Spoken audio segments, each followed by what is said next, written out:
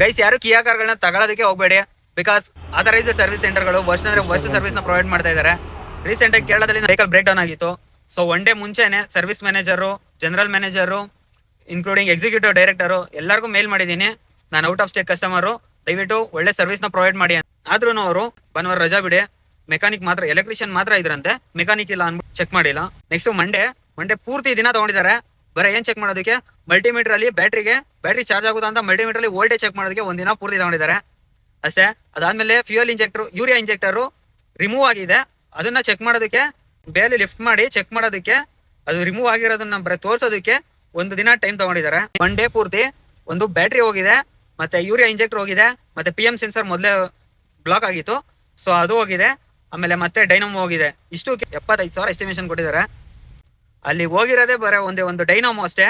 ಬ್ಯಾಟ್ರಿನ check ಮಾಡೋದಕ್ಕೂ ಅವ್ರಿಗೆ knowledge ಇಲ್ಲ, ಹೋಗಿದ್ಯಾ ಹೋಗಿಲ್ವಾ ಅಂತ. ಡೈರೆಕ್ಟ್ ರಿಪ್ಲೇಸ್ಮೆಂಟ್ ಅಂತೆ. ಚೆನ್ನಾಗಿರೋ ಬ್ಯಾಟ್ರಿ ಚಾರ್ಜ್ ಖಾಲಿ ಆಗಿದ ತಕ್ಷಣ ನಾವು ಎಸ್ಬಿಟ್ಟು ಸರ್ವಿಸ್ ಸೆಂಟರ್ಗೆ ಹೋಗಿದ ತಕ್ಷಣ ಹೊಸ ಬ್ಯಾಟ್ರಿ ಹಾಕ್ಸ್ಬೇಕಾ? ಓಕೆ, ಅದ್ ಬಿಡಿ, ಆಯ್ತು, ಚಾರ್ಜ್ ಖಾಲಿ ಆಗಿದೆ. ನೆಕ್ಸ್ಟ್ ಯೂರಿಯಾ ಇಂಜೆಕ್ಟರ್ 24,000 ಇದೆ without tax. So customer care ಮ್ಯಾನೇಜರ್ನೇ ಕೇಳಿದ್ದೀನಿ, ವಿತೌಟ್ ಯೂರಿಯಾ ಇಂಜೆಕ್ಟರು ನಾನು ಬ್ಯಾಟ್ರಿ ರಿಪ್ಲೇಸ್ ಮಾಡ್ಕೊಂಡು ಓಡಿಸ್ಬೋದಾ ಅಂತ. ಸೊ ಅವ್ರು ಏನ್ ಹೇಳಿದ್ದಾರೆ, ವಿತೌಟ್ ಯೂರಿಯಾ ಇಂಜೆಕ್ಟರ್ 10 ರಿಂದ 15 ಕಿಲೋಮೀಟರ್ ಅಷ್ಟೇ ವೆಹಿಕಲ್ ರನ್ ಆಗೋದು ಅಂತ ಹೇಳಿದ್ದಾರೆ. ಓಕೆನಾ? ನೋಡಿ, ನೆಕ್ಸ್ಟ್ ವಿಡಿಯೋ ಹಾಕ್ತೀನಿ ನೋಡಿ. Without urea injector more than 150 kilometre drive ಮಾಡಿದ್ದೀನಿ.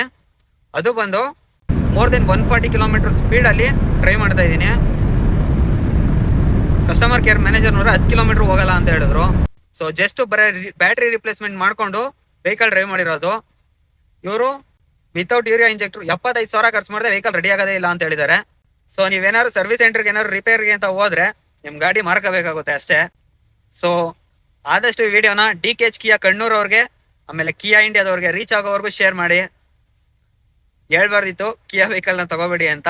ಸಾರಿ ಕಿಯಾ ಟೀಮ್, ಬಟ್ ಇಂಥ ಸರ್ವಿಸ್ ಸೆಂಟರ್ಗಳು ನಮ್ಮ ಮೈಂಡ್ ನ ಡಿಸ್ಟ್ರಾಕ್ಟ್ ಮಾಡಿ ಈ ಲೆವೆಲ್ ವರ್ಗೂ ಕರ್ಕೊಂಡು ಹೋಗುತ್ತೆ. ಇದಕ್ಕೇನಾರ ಪ್ರಾಪರ್ ಆಗಿ ರೆಸ್ಪಾನ್ಸ್ ಸಿಕ್ಕಿಲ್ಲ ಅಂದ್ರೆ ನೆಕ್ಸ್ಟ್ ಡೀಟೇಲ್ ವಿಡಿಯೋ ಬರುತ್ತೆ ನೋಡಿ, ಏನೇನಾಯ್ತು ಅಂತ ಫುಲ್ ಡೀಟೇಲ್ ಆಗಿರ್ತೀನಿ.